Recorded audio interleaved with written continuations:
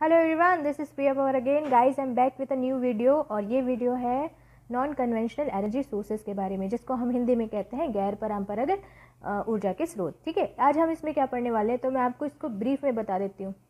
जैसे कि सबसे पहले अगर आपसे कोई पूछे कि गैर परंपरागत एनर्जी का सोर्स क्या है तो आपके मन में सबसे पहला आंसर आई होप जो मेरे मन में भी आता है वो आता है सोलर एनर्जी या सौर ऊर्जा।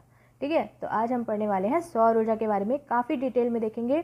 एक एक चीज़ मैं आपको उसको डिटेल में बताऊंगी। साथ ही साथ हम नासा से रिलेटेड एक जो फ़ोटो ली गई थी जो कि इंटरनल स्ट्रक्चर आंतरिक संरचना को बताता है सन की, ठीक है, उसको भी मैं डिटेल में आपको समझाऊंगी। Solar cooker, solar panel, solar cell, सारा कुछ हम डिटेल में देखेंगे। साथ ही साथ ये सोलर एनर्जी का कॉन्सेप्ट कब आया और सन के एग्जिस्टेंस के ऊपर क्या क्या अभी तक थ्योरीज चली हैं उसके बारे में भी मैं आपको बताऊंगी।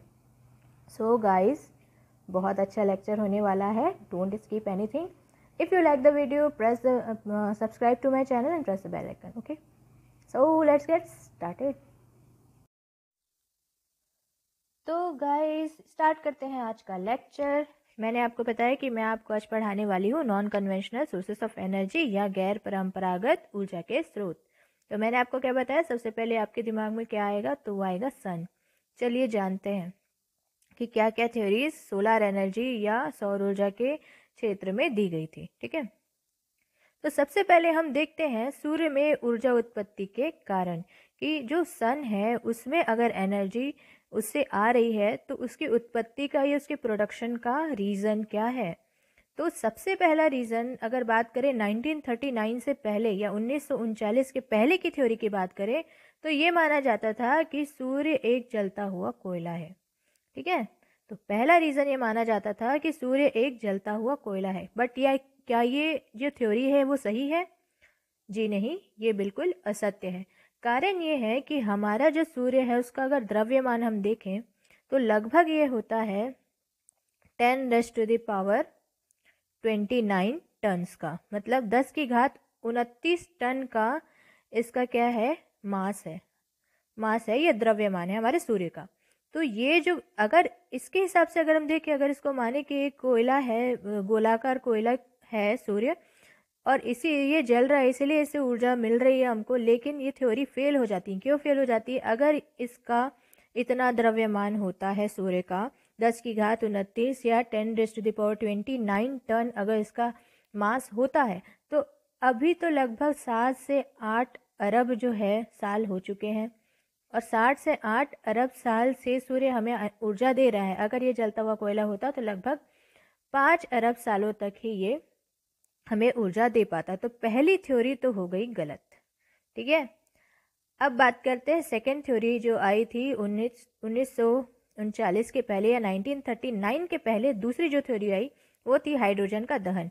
ये कहते हैं कि हाइड्रोजन के ऑक्सीडेशन के कारण से जो सन है या सूर्य है उससे ऊर्जा मिलती है। अब ये थ्योरी अगर हम देखें इसकी अगर बात करें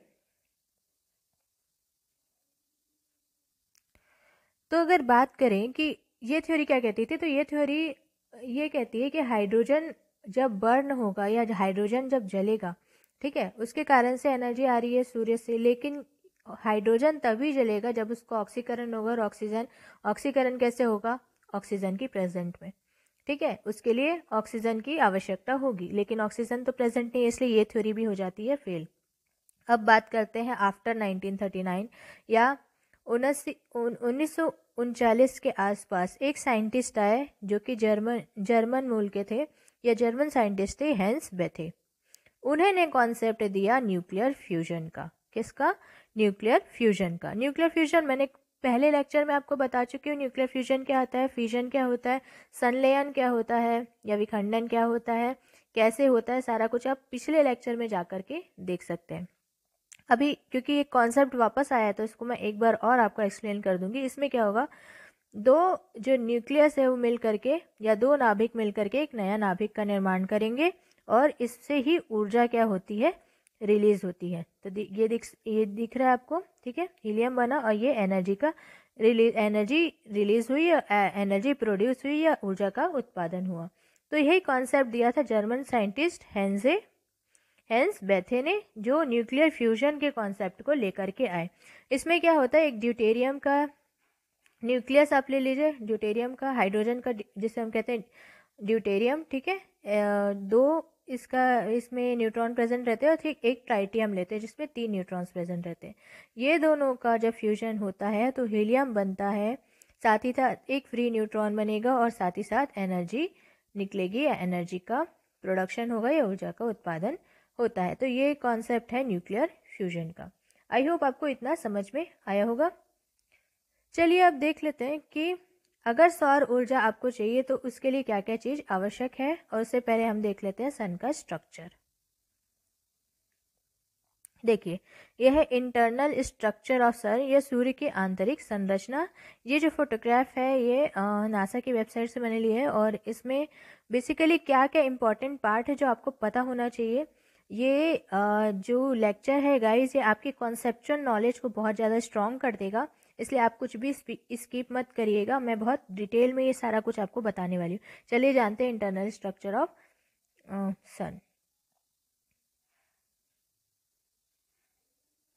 थोड़ा सा मैं इसको एनलार्ज कर देती हूँ, फिर आपको अच्छे से समझ में आएगा। ठीक है, सबसे इंटरनल पार्ट, जैसे कि हमको पता है कि हमारी पृथ्वी जो है या हमारी अर्थ है, उसके भी सबसे इंटरनल में क्या होता है, कोर। तो वैसे ही सन के इंटरनल में क्या होता है, कोर। आप ये देख सकते हैं, ठीक है। Let me choose green colour. तो ये आप देख सकते हैं सबसे इंटरनल में क्या दिख रहा है, ये एरो दिख रहा है आपको, ये एरो में आपको क्या दिख रहा है, सन का कोर। अब एनर्जी यहीं पर जनरेट होती है। कैसे जनरेट होती है, तो थर्मो न्यूक्लियर रिएक्शन होते हैं, जो कि मैंने आपको क्या बताया था, न्यूक्लियर फ्यूजन। क्या बताया था, न्यूक्लियर फ्यूजन, ठीक है, या संलयन। संलयन होता है यही कोर में, ठीक। और एक्सट्रीम टेम्परेचर रहता है सन के कोर में। ये दो बात आपको याद रखनी है कि यहीं पर क्या होगा, फ्यूजन होगा, एनर्जी यहीं पर रिलीट होती है, मतलब जनरेट होती है थर्मो न्यूक्लियर रिएक्शन से। थर्मो मतलब होता है टेम्परेचर, न्यूक्लियर मतलब होता है नाभिकीय, और रिएक्शन मतलब होता है अभिक्रिया, ठीक है। थर्मल न्यूक्लियर रिएक्शन से यहीं पर एनर्जी का उत्पादन होगा। अभी हमने देख लिया सन का कोर, अब उसके बाद देखते हैं नेक्स्ट, ठीक। अब देखिए, कोर के बाहर में आपको दिखेगा ये रेडिएशन जोन, दिख रहा है आपको, यहाँ पर से रेडिएशन निकल रही है, ये जो है ये रेडिएशन जोन है, ठीक है, रेडिएशन से यहाँ पर आ रही है। अब देखिए, अब सन के कोर से एनर्जी बाहर की तरफ निकल रही है, आपको दिख रहा है ऐसे, है ना। तो energy move slowly outwards taking more than 1,70,000 years to reach through the layers of the sun known as radiative zone। मतलब अब सन के कोर से एनर्जी तो निकल रही है भाई, क्योंकि वहां पर थर्मोन्यूक्लियर रिएक्शन हो रहा है। अब ये एनर्जी एक जोन को क्रॉस करने के लिए लगभग 1,70,000 वर्ष का समय लेती है, और इस जो जोन है उसको रेडिएशन जोन को से बाहर आने के लिए, ठीक है, रेडिएशन जोन से सन के अदर पार्ट्स में जाने के लिए इसको 1,70,000 साल लगते हैं, और इसीलिए इसको रेडिएटिव जोन भी कहते हैं। चलिए देखते हैं नेक्स्ट पार्ट।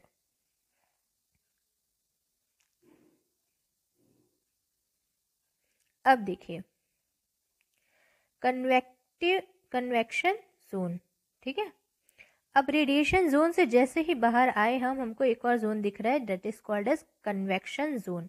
अब ये कन्वेक्शन आपने वर्ड सुना होगा अगर आप केमिस्ट्री पढ़ते हैं, तो कन्वेक्शन किससे रिलेटेड होता है, ये होता है लिक्विड से रिलेटेड, ठीक है।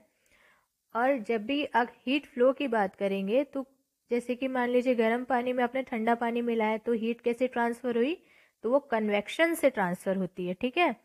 तो ये कन्वेक्शन जोन है, दिख रहा है आपको ऐसे राउंड राउंड। तो इस तरीके से ये क्या होगा, एनर्जी मूव करेगी सरफेस के तरफ कन्वेक्शन करंट्स के through of heated and cooled gases. तो कन्वेक्शन दो चीज़ों के लिए यूज होता है, एक लिक्विड के लिए यूज होता है, ठीक है, और एक गैस के लिए यूज होता है। ये दो चीज़ों में अगर आपको हीट ट्रांसफर करना है तो उसके लिए आप वर्ड यूज करते हैं, वो है कन्वेक्शन, ठीक है।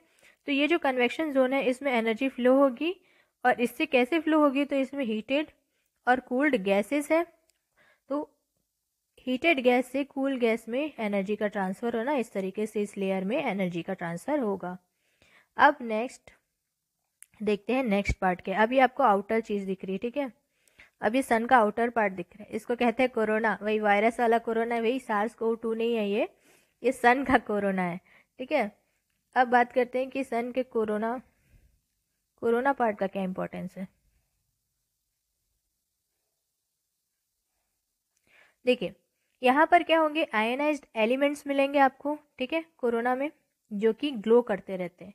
ये जो आपको ग्लोइंग सरफेस दिख रहा है ना, ये इसलिए है क्योंकि यहाँ पर ग्लोइंग पार्टिकल्स होते हैं जो कि एक्सरे में ग्लो करने लगते हैं और एक्सट्रीम अल्ट्रा यूवी वेवलेंथ के होते हैं, ठीक है। यूवी वेवलेंथ के पार्टिकल्स होते हैं। जब आप एक्सरे से अगर इसको देखेंगे तो ग्लोइंग दिखते हैं। और नासा के इंस्ट्रूमेंट जो होते हैं वो इसका इमेज सन का कोरोना के कारण ही जो ये हाईएस्ट एनर्जी के जो फोटोस्फीयर में पाए जाते हैं ना, उनके वेवलेंथ के हिसाब से उस फोटोग्राफ्स को ले पाते हैं, ठीक है। तो इस तरीके से हमने देख लिया कितने सारे पार्ट्स। अब कोरोना देख लिया, अब नेक्स्ट देख लेते हैं कोरोनल स्ट्रीमर्स। कोरोनल स्ट्रीमर्स, इसका क्या काम होता है भाई, ये आउटवर्ड फ्लोइंग प्लाज्मा है, ठीक है। आउटवर्ड फ्लोइंग प्लाज्मा है। अब प्लाज्मा भाई ब्लड वाला प्लाज्मा नहीं है, आपको पता है, मैंने ब्लड वाले आप लेक्चर में जाके देख सकते हैं कि प्लाज्मा में क्या क्या होता है। चलो मैं आपको थोड़ा सा बता ही देती हूँ, थोड़ा टॉपिक से भटक रहे हैं लेकिन अब प्लाज्मा वर्ड आ गया तो बता ही देती हूँ। ब्लड में लगभग 55% प्लाज्मा होता है, ठीक है। और ये प्लाज्मा भाई RBCs, WBCs, platelets and plasma, ये 4 चीज़ों से मिलकर के बनता है हमारा ब्लड, ठीक है। और जब आपको पता है एंटीबॉडीज़ जो पाई जाती हैं वो इसी प्लाज्मा में बन जाती हैं। जो आप कोरोना वायरस से कह रहे हैं ना कि जब कोई भी व्यक्ति कोरोना वायरस से संक्रमित होता है तो धीरे धीरे उसके शरीर में एंटीबॉडी का डेवलपमेंट होने लगता है, ये एंटीबॉडीज़ प्लाज्मा में पाई जाती है, ठीक है। तो ये हो गया ब्लड से रिलेटेड। और प्लाज्मा का काम क्या होता है, मैक्सिमम काम इसका होता है वाटर का ट्रांसपोर्टेशन करना, समहाउ फूड का भी थोड़ा बहुत ट्रांसफ़र करता है प्लाज्मा बॉडी में।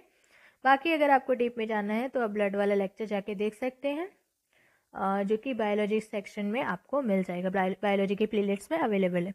चलो बात करते हैं इसमें। Plasma nothing but liquid state है, ठीक है। आउटवर्ड फ्लोइंग प्लाज्मा है जो कि कोरोना से बाहर आता रहता है और एक मैग्नेटिक फील्ड लाइन इसके आसपास डेवलप हुई रहती है, जिसको कहते हैं कोरोनल स्ट्रीमर्स, ठीक है, जो कि मिलियंस या माइल्स तक स्पेस में फैली हुई रहती हैं या फैल सकती हैं। तो इस तरीके से मैंने आपको सन का स्ट्रक्चर बता दिया। चलिए देखते हैं नेक्स्ट। अब हमने देख लिया सन का स्ट्रक्चर क्या है, हमने देख लिया सौर ऊर्जा का कॉन्सेप्ट कैसे आया, ठीक है, और सन में क्यों एनर्जी का उत्पादन होता है, कहाँ होता है, ये भी देख लिया। तो चलिए अब देखते हैं कि आपको अब सन सोलार एनर्जी को ट्रैप करना है भाई, उसके लिए तो कोई डिवाइस लगेगा। तो उसके लिए जो डिवाइस की आवश्यकता होती है उसे हम कहते हैं सोलार हीटिंग डिवाइसेस या सौर तापन युक्तियाँ। क्या कहते हैं, सौर तापन युक्तियाँ। तो सोलार हीटिंग डिवाइसेस में सबसे इम्पॉर्टेंट पार्ट होता है सोलार कलेक्टर्स का। सोलार कलेक्टर्स या इसे हम कहेंगे हिंदी में सौर संग्राहक। क्या कहेंगे, सौर संग्राहक या रिसीवर्स, ठीक है। ये दोनों चीज़ों का उपयोग होता है। अब इसमें क्या होता है, लगभग 1000 डिग्री सेंटीग्रेड तक के तापमान जो तापक्रम के जो रहते हैं कलेक्टर्स, उनको लगाया जाता है और इनकी डिज़ाइन भी काफ़ी उन्नत होती है, मतलब काफ़ी डेवलप्ड या हाईली एडवांस टेक्नोलॉजी का या डिज़ाइन का यूज़ करते हैं हम रिसीवर्स के लिए या कलेक्टर्स के लिए, ठीक है। जो कि जितने भी सोलार जो हीट आ रही है, ठीक है, सोलार रेडिएशंस आ रही है, उनकी हीट को ट्रैप करने का काम करती है या उसको एब्जॉर्ब करने का काम करती है। अगर बात करें इंडिजीनियस टेक्निक से जो बनी है, स्वदेशी तकनीक से जो बनी है, तो लगभग 50 लीटर से 20,000 लीटर प्रतिदिन तक की जो सौर जल उष्मन क्षमता वाले सौर ताप यंत्रों को देश में विकास किया जा चुका है, ठीक है। तो अगर आपसे पूछे भाई कि कहाँ तक अभी तक डेवलपमेंट चली है सोलार एनर्जी की, तो हमने लगभग 1000 लीटर से 20,000 लीटर तक के जो सोलार हीटिंग जो water water devices, water heating devices रहती हैं, इतनी कैपेसिटी तक की हमने डिवाइसेस अभी तक डिज़ाइन कर लिया। सो काफ़ी हद तक एडवांसमेंट हो चुका है सोलार एनर्जी के सेक्टर में, और ऐसे डिवाइसेस क्रिएट करने के लिए एज वेल एज एक ऐसा एयरपोर्ट भी है, ठीक है, वो उसका लोकेशन आप मुझे बताएंगे, जो कि फुल्ली सोलार एनर्जी पे बेस्ड एयरपोर्ट है। ठीक, अब जानते हैं कि अब इस चीज़ का उपयोग कहाँ कहाँ कर सकते हैं। आप तो डोमेस्टिक लेवल पे कर सकते हैं, घरेलू लेवल पे, वाणिज्यिक लेवल पे, मतलब कमर्शियल लेवल पे कर सकते हैं, औद्योगिक क्षेत्र में मतलब इंडस्ट्रियल सेक्टर में इसका यूज़ कर सकते हैं आप। अब जो सौर ताप यंत्र है ना, उनका उपयोग कहाँ कहाँ होगा भाई, हमने देख लिया किस किस क्षेत्र में कर सकते हैं, अब देखते हैं कब कहाँ कहाँ कर सकते हैं। तो आप किसी स्थान को गर्म करने के लिए कर सकते हैं, जैसे कि आपको पता है स्विमिंग पूल्स, उनके वाटर को गर्म करने के लिए भी यूज़ कर सकते हैं। पानी जो आप टैंक में यूज़ कर रहे हैं उसको गर्म करने के लिए कर सकते हैं, खाना पकाने के लिए कर सकते हैं, जैसे सोलार कुकर का यूज़ होता है। साथ ही साथ किसी भी पानी को, ठीक है, लवण मुक्त या सॉल्ट उसमें से हटाने के लिए भी कर सकते हैं। और साथ ही साथ में आप इसको इंडस्ट्रियल जो थर्मल प्रोसेस होती है उसमें यूज़ कर सकते हैं, इलेक्ट्रिसिटी के उत्पादन के लिए भी इसका उपयोग कर सकते हैं। तो इस तरीके से काफ़ी हद तक इसका उपयोग है। अब जान लेते हैं इसका स्ट्रक्चर। तो देखिए, सबसे पहले आपको सोलार कलेक्टर का स्ट्रक्चर बता देती हूँ, जो जिसे हम कहते हैं सौर संग्राहक। ठीक है, तो सौर संग्राहक के स्ट्रक्चर में देखिए, सबसे पहले आपको ग्लेजिंग ग्लास या प्लास्टिक कवर दिख रहा है, सबसे ऊपर में दिख रहा है ब्लैक कलर का, ये ग्लास है। साथ ही साथ इसके अंदर में ट्यूब्स लगी होती हैं, ठीक है, और उसके नीचे में आपको मिलेंगी ये प्लेट, एब्जॉर्बिंग प्लेट, और ये होता है इंसुलेटर। इंसुलेटर ये होता है जो हीट को पास नहीं होने देता। तो अब अगर आपको इस हीट को यूटिलाइज करना है, भाई आपने एब्जॉर्ब तो कर लिया ग्लास के थ्रू, है ना, एब्जॉर्प्शन प्लेट के थ्रू, अब इसको आप यूज़ कैसे करेंगे। तो यूज़ करने के लिए देखिए, सबसे पहले यहाँ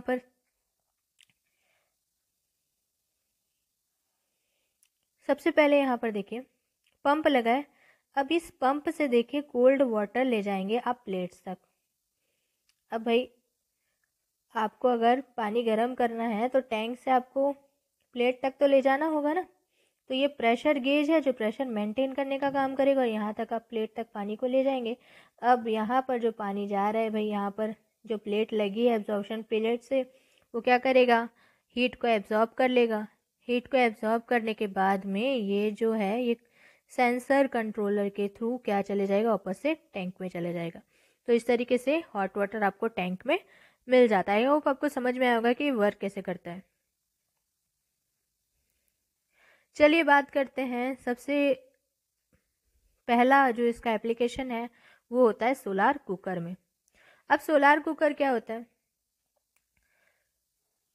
अब सोलार कुकर का अगर देखा जाए कि 2-3 घंटे की अवधि में, अगर 2 से 3 घंटे अगर आप देते हैं, तो लगभग इसके अंदर का जो टेम्परेचर है ना, वो 100 डिग्री सेंटीग्रेड तक पहुंच सकता है। ठीक है, 100 से 140 डिग्री सेंटीग्रेड तक इसका टेम्परेचर पहुंच सकता है, अगर 2 से 3 घंटे आप इसको अवधि में इसको आप रखते हैं। तो ऐसे सोलर कुकर में अब आपको पता है इसका यूज़ क्या है, तो इसमें क्या बनाते हैं हम, कुकिंग कर सकते हैं भाई, फूड को कुक कर सकते हैं। और इसमें जो है माइल्ड टेम्परेचर की आवश्यकता होती है, मंद ताप की आवश्यकता होती है। ठीक है,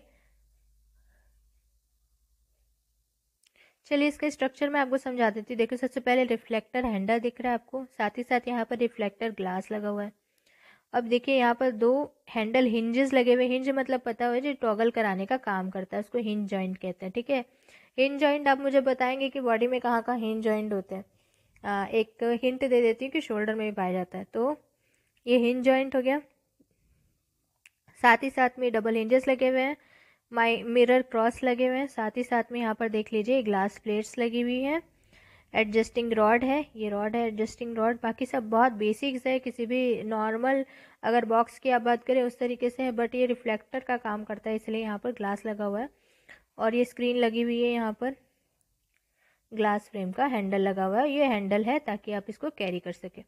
तो इस तरीके से सोलर कुकर होता है भाई। इसका एक एप्लीकेशन मैं बता देती हूँ, गोलीय परावर्तक सोलर कुकर।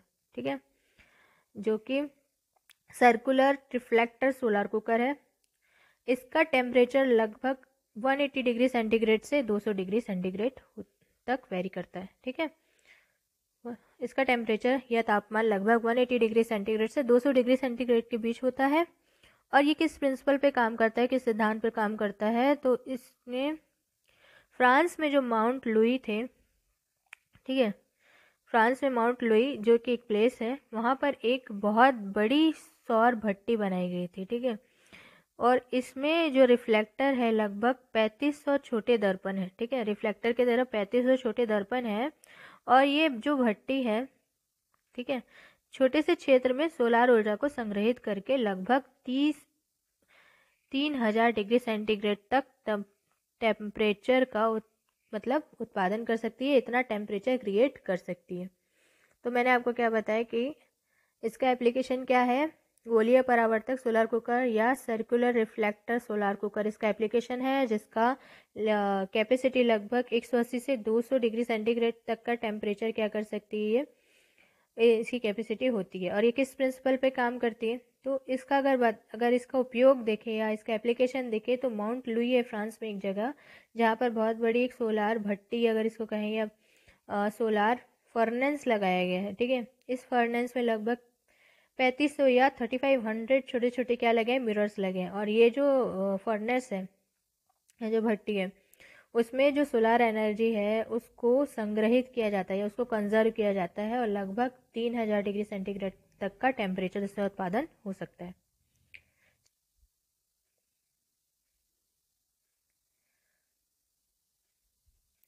तो अब देख लेते हैं भाई सोलर कुकर के क्या क्या लाभ होते हैं। ठीक है, सोलर कुकर के लाभ में सबसे पहला अगर देखें तो इसमें क्या इम्पोर्टेंट है, सबसे पहला इम्पोर्टेंस है कि इसमें फ्यूल जो है या ईंधन जो है उसकी बचत होती है। ईंधन की बचत किस तरीके से, अगर आपको खाना बनाना है तो या तो आप सोलार कुकर का इस्तेमाल, या तो आप क्या कर सकते हैं, या तो आप एलपीजी का उपयोग कर सकते हैं, या फिर आप उपयोग कर सकते हैं, या फिर आप उपयोग कर सकते हैं, या फिर आप उपयोग कर सकते हैं वुड या कोल का, लकड़ी या कोयले का उपयोग कर सकते हैं।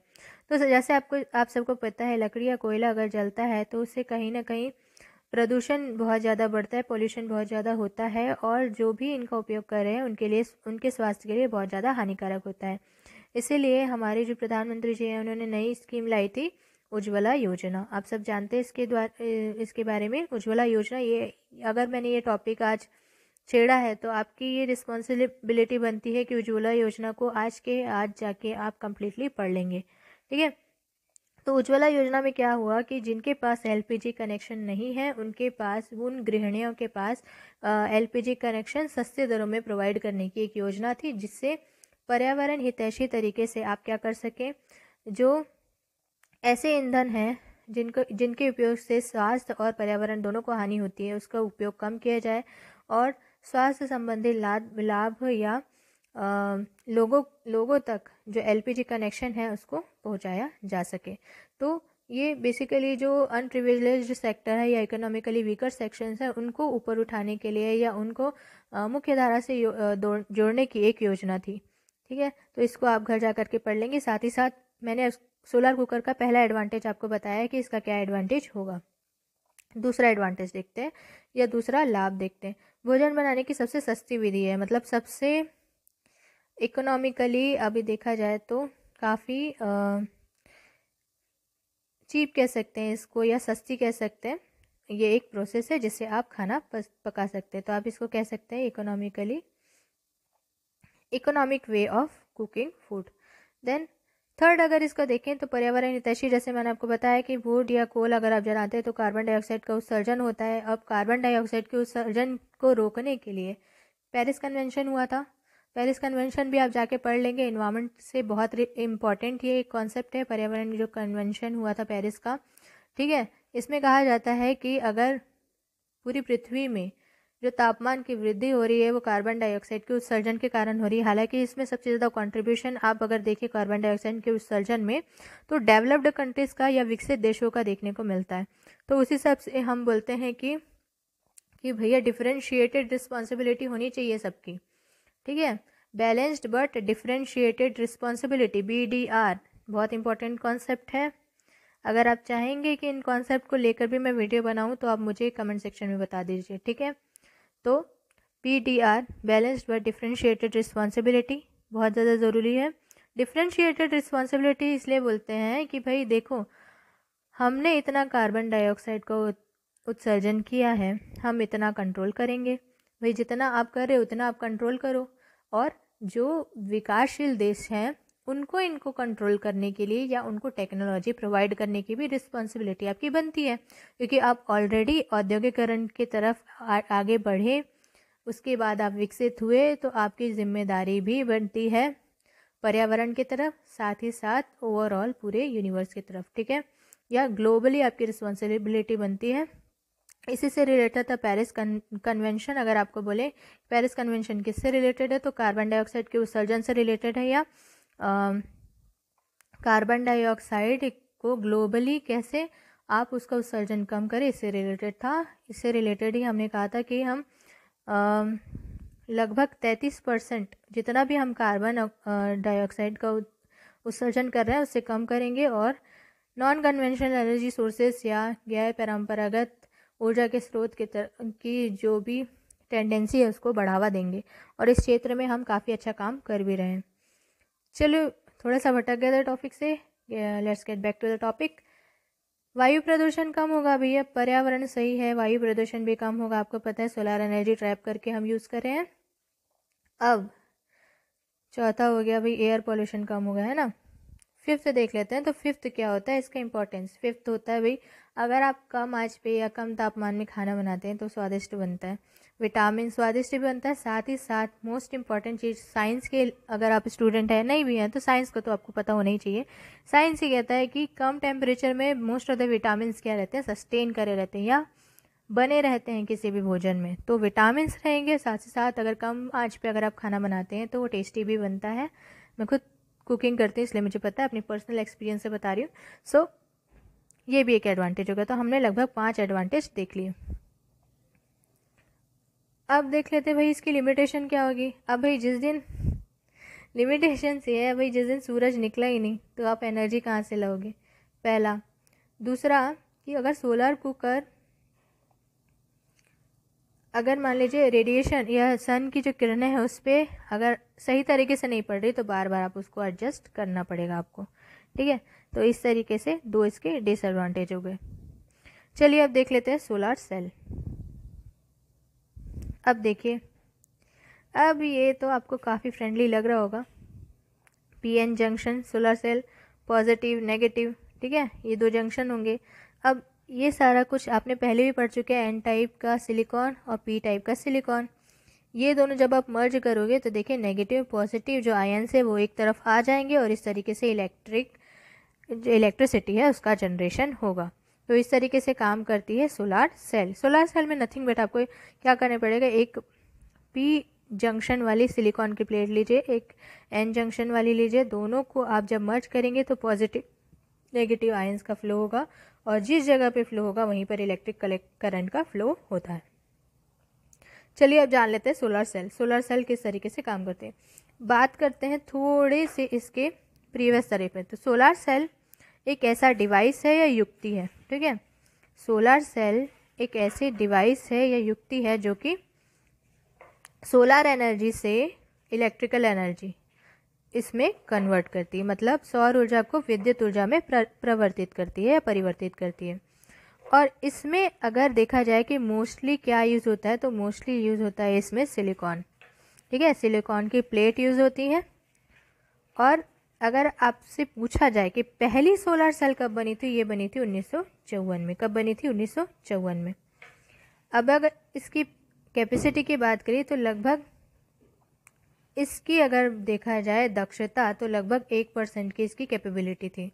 अर्थात अगर सोलर सेल 1% सौर ऊर्जा को विद्युत में परिवर्तित कर सकता था, मतलब 1% में जब जितनी भी, अगर मान लीजिए इसमें इतनी 100% एनर्जी आ रही तो उसमें से 1% को वो क्या कर सकता है, इलेक्ट्रिकल एनर्जी में कन्वर्ट कर सकता है। आजकल प्रायः जो सोलर सेल हम देखते हैं ना वो सिलिकॉन और जर्मेनियम की, जैसे कि सेमीकंडक्टर होते हैं ना उससे बनी। ये सेमीकंडक्टर का एग्जांपल, इसलिए मैंने कहा ये देख के आप खुश हो जाएंगे क्योंकि हम ये सब 10th में, 11th में, 12th में सेमीकंडक्टर्स काफ़ी अच्छे से पढ़ चुके हैं। अगर नहीं भी पढ़ा है तो मैं आपको बता दूं, सेमीकंडक्टर मतलब कंडक्शन इन सम केसेस, मतलब अगर उनको अपने हिसाब से सिचुएशन मिल जाएगी तो वो कंडक्ट करेंगे इलेक्ट्रिसिटी का, अगर वो सिचुएशन नहीं रही तो कंडक्ट नहीं करेंगे। सेमी मतलब होता है आधा, अर्धचालक, ध्यान रखिए इसको, ठीक है। तो आजकल लगभग सिलिकॉन और जर्मेनियम से बनते हैं जितने भी सेमीकंडक्टर होते हैं। और सेमीकंडक्टर एक ऐसा पदार्थ है जिनकी विद्युत चालकता बहुत कम होती है, मतलब उसमें क्या होता है, जो इलेक्ट्रिकल जो कंडक्टिविटी है वो काफ़ी कम होती है। इस प्रकार अब इसमें जैसे ही प्रकाश बढ़ेगा तो तापमान बढ़ेगा, जिससे उनकी जो कंडक्टिविटी है वो बढ़ जाती है। जैसे ही प्रकाश बढ़ा तो कंडक्टिविटी बढ़ जाती है। अब किसी भी सोलर सेल से अगर इलेक्ट्रिकल एनर्जी बन रही है ना, तो उसका जो वैल्यू होती है वो काफ़ी कम होती है। अब बात करते हैं कि सोलार जो सेल है, जैसे कि अब देखिए यहाँ पर मैं बता रही हूँ इसको, एन टाइप सेमीकंडक्टर दिखा, पी एन जंक्शन दिखा और पी टाइप सेमीकंडक्टर दिखा आपको, है ना। मैंने अभी आपको समझाया था एन टाइप, पी टाइप और बीच में ये पी एन जंक्शन है। ये यहाँ पर जैसे ही सोलार एनर्जी इसमें पड़ेगी तो ये दोनों पार्टिकल्स जो इसमें है मूव करने लग जाएंगे, पी एन जंक्शन में आकर के करंट का फ्लो होने लगेगा। तो इस तरीके से यहाँ पर देखिए आपने ये एक बल्ब लगा दिया, करंट का फ्लो इस तरीके से हो रहा है, ये बल्ब ग्लो करने लगा। तो इस तरीके से ये काम करता है। आई होप आपको समझ में आ गया होगा। तो इस तरीके से इसका काम होता है। अब चलिए देख लेते हैं कि भाई सोलर सेल है, इसका यूज़ किस लिए होगा। तो आप इलेक्ट्रिकल एनर्जी, ठीक है, या विद्युत ऊर्जा के लिए या इलेक्ट्रिकल एनर्जी के लिए आप इसको एक जो आर्टिफिशियल सैटेलाइट है ना, आर्टिफिशियल सैटेलाइट्स जो होती हैं उसमें इसका यूज़ करते हैं।